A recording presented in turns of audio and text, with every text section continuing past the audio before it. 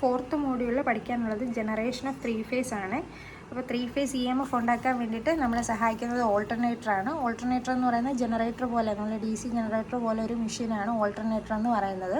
അതിനകത്ത് ഉണ്ടാകുന്ന EMF എന്ന് പറയുമ്പം AC ആയിരിക്കും, 3 ഫേസ് ആയിരിക്കും, 3 ഫേസ് ഉണ്ടാവും.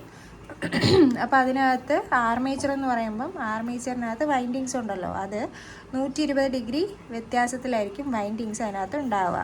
ഓക്കെ, അപ്പോൾ അതിനകത്ത് ഇൻഡ്യൂസ് ചെയ്യുന്ന EMF എന്ന് പറയുന്നത് അതുപോലെ തന്നെ ഫേസ് ഡിഫറൻസ് വരുന്നവയായിരിക്കും. അപ്പോൾ RY-B എന്നാണ് ഫേസ് എങ്കിൽ ഓരോ ഫേസും തമ്മിലുള്ള ഡിഫറൻസ്, Rഉം Yയും തമ്മിലുള്ള ഡിഫറൻസ് 120 ഡിഗ്രി, Yയും Bയും തമ്മിലുള്ള ഡിഫറൻസ് 120 ഡിഗ്രി, Rഉം Bയും തമ്മിലുള്ള ഡിഫറൻസ് 120 ഡിഗ്രി ആയിരിക്കും. ഓക്കെ, അതാണ് 3 ഫേസ് എന്ന് പറയുന്നത്. ഓക്കെ, അപ്പോൾ എന്ന് വെച്ചാൽ R ആദ്യം പോവും, പിന്നെ അത് കഴിഞ്ഞിട്ട് അടുത്ത ഫേസ് പോവും, അത് കഴിഞ്ഞിട്ട് അടുത്ത ഫേസ് പോവും, അങ്ങനെയാണ് പോവുക കേട്ടോ. അതാണ്ട് ഇതേപോലെയാണ് നമ്മുടെ ഫിഗർ വരിക. അപ്പോൾ RY-B ഇങ്ങനെയാണ് ഓരോ ഫേസും പോവുക. അപ്പോൾ ഇതിൽ നിന്ന് ഒരു ഫേസും ഒരു ന്യൂട്രലും എടുത്തു കഴിയുമ്പോഴാണ് സിംഗിൾ ഫേസ് ആവുന്നത് കേട്ടോ. അപ്പോൾ ഇതാണ് 3 ഫേസ് സപ്ലൈ. അപ്പം ഫേസ് സീക്വൻസ് എന്ന് വെച്ചാൽ എന്താ, ഈ പറഞ്ഞ ഓരോ ഫേസിനകത്തെയും കറണ്ട് മാക്സിമം ആവുന്ന ആ ഒരു ഓർഡറിനെയാണ് നമ്മൾ ഫേസ് സീക്വൻസ് എന്ന് പറയുന്നത്. ദ സീക്വൻസ് ഇത് പഠിച്ചാൽ മതി. The sequence in which the EMF of phase A, B, C attain their maximum values, അതന്നെയാണ് പറയുന്നത്. എന്താണ് ആ ഓർഡറിനെയാണ് പറയുന്നത് ഫേസ് സീക്വൻസ് എന്ന്. ഇനി ഈ അഡ്വാൻറ്റേജസ് ഓഫ് പോളിഫേസ് സിസ്റ്റംസ് ചോദിച്ചിട്ടുണ്ട്, നേരത്തെയും ചോദിച്ചിട്ടുണ്ട്. ഇതിൻ്റെ പോളിഫേസ് സിസ്റ്റം എന്തിനാണ്, അതിൻ്റെ അഡ്വാൻറ്റേജ് വല്ലതും ഉണ്ടോ എന്ന്.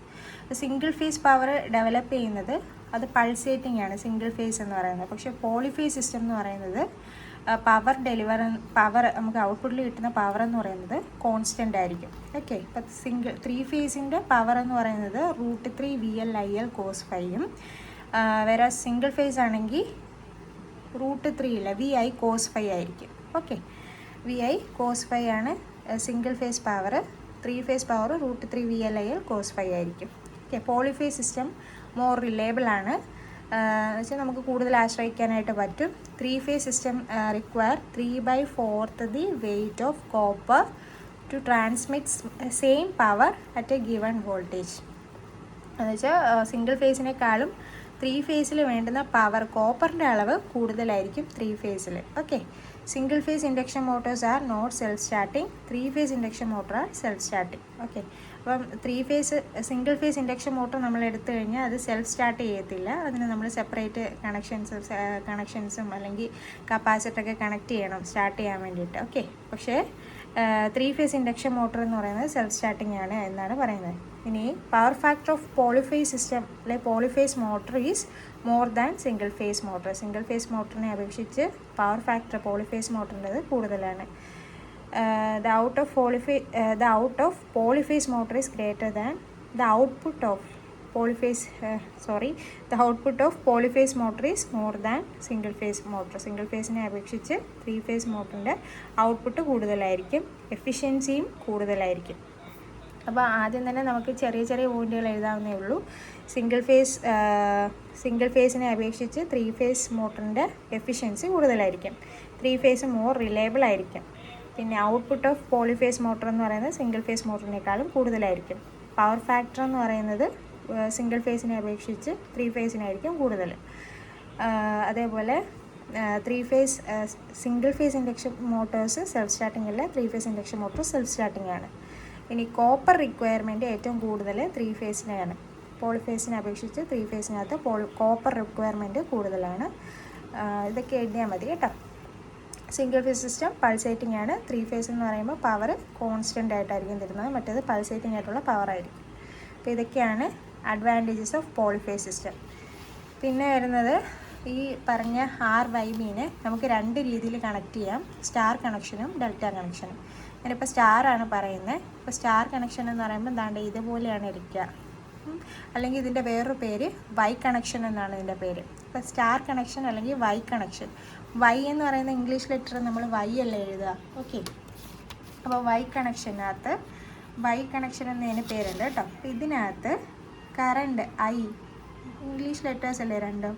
അപ്പോൾ I എന്ന് പറയുന്നത് ഇവിടെ എന്തായിരിക്കും എന്ന് പറയുമ്പോൾ ലൈൻ കറണ്ടും ഫേസ് കറണ്ടും ഇവിടെ സിമിലർ ആയിരിക്കും, ഈക്വൽ ആയിരിക്കും. ലൈനിൽ ലൈൻ കറണ്ടും ഫേസ് കറണ്ടും ഈക്വൽ ആയിരിക്കും, പക്ഷേ വോൾട്ടേജ് ഡിഫറെൻ്റ് ആയിരിക്കും. ലൈൻ വോൾട്ടേജ് എന്ന് പറയുന്നത് ഫേസ് വോൾട്ടേജിൻ്റെ √3 ടൈംസ് ആയിരിക്കും.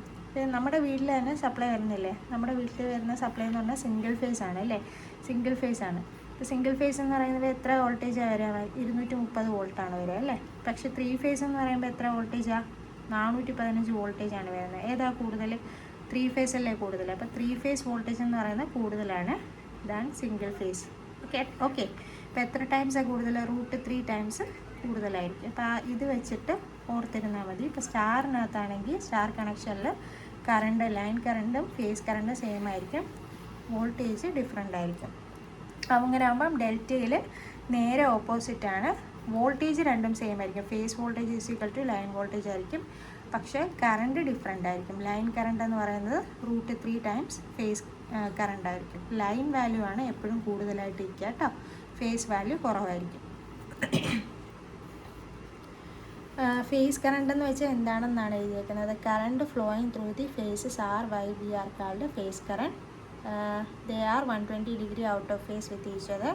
The algebraic sum of current എന്ന് പറയുന്നത് 0 ആയിരിക്കും. കറണ്ടിൻ്റെ എല്ലാം കൂടി സമ്മ് നമ്മൾ എടുത്തു കഴിഞ്ഞാൽ 0 ആയിരിക്കും. കാരണം ഇതെല്ലാം ഈക്വൽ, അതായത് ഒരിടത്തുനിന്ന് പോകുന്ന രീതിയിലാണ്, ഈ നോഡിൽ നിന്ന് അങ്ങോട്ട് പോകുന്ന രീതിയിലാണ് എടുത്തിരിക്കുന്നത്. സോ ആൾജിബ്രിക് സം എന്ന് പറയുന്നത് 0 ആയിരിക്കും. വോൾട്ടേജ് എന്ന് പറയുന്നത് the voltage induced in each phase is called phase voltage and the current through each phase is called phase current. The voltage between lines is called line voltage and the current flowing through each line is the line current. Okay, ലൈനിൽ കൂടെ ഉള്ള വോൾട്ടേജിനെ line voltage എന്ന് പറയും, ലൈനിൽ കൂടെ ഉള്ള കറണ്ടിന് line current എന്ന് പറയും. അത്രേ ഉള്ളൂ. ഫേസ് അതുപോലെ തന്നെയാണ് ഫേസും പറയാം. ഓരോ ഫേസിലൂടെയുള്ള വോൾട്ടേജിനെ ഫേസ് വോൾട്ടേജ് എന്ന് പറയും, ആൻഡ് ആ ഓരോ ഫേസിലൂടെയുള്ള കറണ്ടിനെ ഫേസ് കറണ്ട് എന്നും പറയും. ഓക്കെ. ലൈൻ പറയുമ്പം ലൈൻ വോൾട്ടേജ് എന്ന് പറയുന്നത് ബിറ്റ്വീൻ ദ ലൈൻസ് ആണ് കേട്ടോ. ലൈൻ വോൾട്ടേജ് നമ്മൾ പറയാം ബിറ്റ്വീൻ ദ ലൈൻസ് ആണ്. The voltage between the lines ആണ് ഈസ് കോൾഡ് ലൈൻ വോൾട്ടേജ്. രണ്ട് ലൈനുകൾക്കിടയിൽ ആറും വൈയും എടുക്കുകയാണെങ്കിൽ ആ രണ്ട് ലൈനുകൾക്കിടയിലുള്ള വോൾട്ടേജിനെയാണ് നമ്മൾ ലൈൻ വോൾട്ടേജ് എന്ന് പറയും കേട്ടോ. ഫേസ് വോൾട്ടേജ് എന്ന് പറയുമ്പോൾ എന്തായിരിക്കും? അപ്പം ഇപ്പോൾ രണ്ട് line 6 Y, okay, 6 Y 2 line, അതിന് അക്രോസ് ആയിട്ടുള്ള വോൾട്ടേജാണ് ലൈൻ വോൾട്ടേജ്. ഫേസ് ആണെങ്കിലോ 6-നും ന്യൂട്രലിനും ഇടയ്ക്കായിരിക്കും നമ്മൾ എടുക്കുക, അതാണ് ഫേസ് വോൾട്ടേജ്.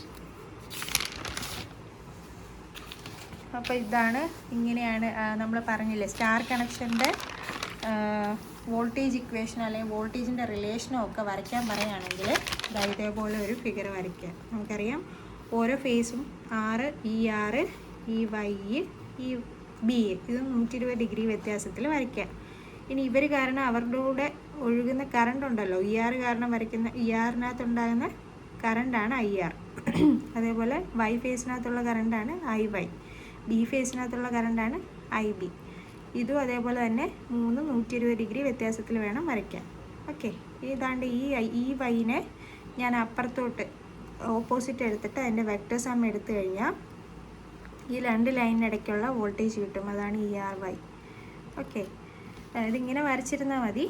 അതേപോലെ നമ്മൾ ഡെൽറ്റയിൽ വരയ്ക്കുമ്പം ഈ പറഞ്ഞ ഈ വോൾട്ടേജിന് പകരം നമ്മളവിടെ കറണ്ട് വരയ്ക്കും, കാരണം അവിടെ കറണ്ടല്ലേ ഡിഫറെൻറ്റ്. ഓക്കെ. ഇതുപോലെയൊക്കെ വരച്ചിട്ട് ശരിക്കും പറഞ്ഞാൽ ഡിറൈവ് ചെയ്തൊക്കെ എഴുതണം.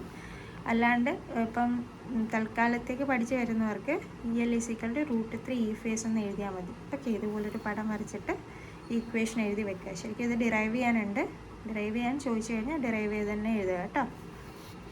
ഇനി പിന്നെ ചോദിക്കാൻ സാധ്യതയുള്ളത് ആക്റ്റീവ് പവർ എന്താ, റിയാക്റ്റീവ് പവർ എന്താ, അപ്പാരൻറ്റ് പവർ എന്താണെന്ന് ചോദിക്കും. ആക്റ്റീവ് പവർ എന്ന് പറയുമ്പം √3 VLIL cos φ ആയിരിക്കും. റിയാക്റ്റീവ് പവർ എന്ന് പറയുമ്പോൾ cos φ-ക്ക് പകരം അവിടെ sin φ ആയിരിക്കും വരിക. അപ്പാരൻറ്റ് പവർ എന്ന് പറയുമ്പോൾ പവർ ഫാക്ടർ ഇല്ല, ആ cos φ-നെയും sin φ-നെയും നമ്മൾ കൺസിഡർ ചെയ്യില്ല, √3 VLIL ആയിരിക്കും. ഓക്കെ. ഇനി സ്റ്റാർ ടു ഡെൽറ്റ കൺവേർഷനും ഉണ്ട്, അതേപോലെ ഡെൽറ്റ ടു സ്റ്റാർ കൺവേർഷനും ഉണ്ട്. സ്റ്റാർ ടു ഡെൽറ്റ എന്ന് പറയുമ്പം ഇതാണ് സ്റ്റാർ, ഈ ബ്ലൂ കളറിൽ വരച്ചേക്കുന്നതാണ് സ്റ്റാർ അല്ലേ. അതിനെ നമ്മൾ എന്ത് ചെയ്യണം? ഡെൽറ്റയിലോട്ട് കൺവേർട്ട് ചെയ്യാനായിട്ട്. ഇതൊരു പ്രോബ്ലമാണ്, 10 ohm ഒക്കെ ഇട്ടിട്ട്, ഞാൻ വാല്യൂസ് ഇവിടെ ഇട്ടിട്ടില്ല, അതൊരു പ്രോബ്ലമാണ് പ്രീവിയസ് ഇയർ ചോദിച്ചിട്ടുള്ളത്. അപ്പോൾ ജസ്റ്റ് ആ വാല്യൂസ് ഇക്വേഷനകത്തോട്ട് സബ്സ്റ്റിറ്റ്യൂട്ട് ചെയ്താൽ മാത്രം മതി, 7 മാർക്ക് കിട്ടും കേട്ടോ. അപ്പം ഈ സ്റ്റാറിനെ ഡെൽറ്റ ആക്കാൻ വേണ്ടിയിട്ട് നമുക്ക് എപ്പോഴും ആലോചിച്ചുള്ള ഡെൽറ്റ ആണെങ്കിൽ ഈ മുകളിലത്തെ വാല്യൂസ് കൂടുതലായിരിക്കും, താഴെ കുറവായിരിക്കും. ഓക്കെ, അപ്പോൾ എന്താണ്ട് ഈ R12 എടുക്കാം. R12 എടുത്തു കഴിഞ്ഞാൽ നമ്മൾ എന്ത് ചെയ്യുക, R12 കണ്ടുപിടിക്കാനായിട്ട് ആദ്യം ഈ ഓരോ റെസിസ്റ്റൻസിനെയും തമ്മിൽ മൾട്ടിപ്ലൈ ചെയ്യുക. R1 × R2 plus R2 × R3, R2 × R3 plus R3 × R1, ഓരോന്നിനെയും അങ്ങോട്ടും ഇങ്ങോട്ടും മൾട്ടിപ്ലൈ ചെയ്തിട്ട് ആഡ് ചെയ്യുക. ഓക്കെ, എന്നിട്ട് ഇതല്ലേ ഈ റെസിസ്റ്റൻസിനെയാണ് നമ്മളിപ്പോൾ കണ്ടുപിടിക്കേണ്ടത്, R12. അതിന് ഓപ്പോസിറ്റ് കിടക്കുന്ന റെസിസ്റ്റൻസ് നോക്കുക, R3 ഡിവൈഡഡ് ബൈ R3 ചെയ്യുക. ഇനി R23 ആണ് കണ്ടുപിടിക്കേണ്ടതെങ്കിൽ നമ്മൾ എന്ത് ചെയ്യുക, പഴയ പോലെ തന്നെ ഡിനോമിനേറ്റർ മുകളിലത്തത് ന്യൂമറേറ്റർ സെയിം ആണ്. ഓക്കെ, ന്യൂമറേറ്റർ എല്ലാത്തിനും സെയിം ആണ്, ഡിനോമിനേറ്റർ മാത്രമേ മാറുന്നുള്ളൂ. അതിന് ഓപ്പോസിറ്റ് കിടക്കുന്ന R23ക്ക് ഓപ്പോസിറ്റ് കിടക്കുന്ന റെസിസ്റ്റൻസ് R1 സബ്സ്റ്റിറ്റ്യൂട്ട് ചെയ്യുക. R13 കണ്ടുപിടിക്കാനാണെങ്കിൽ ബാക്കി ന്യൂമറേറ്റർ പഴയ പോലെ തന്നെ R12 × R2 × R3 plus R3 × R1.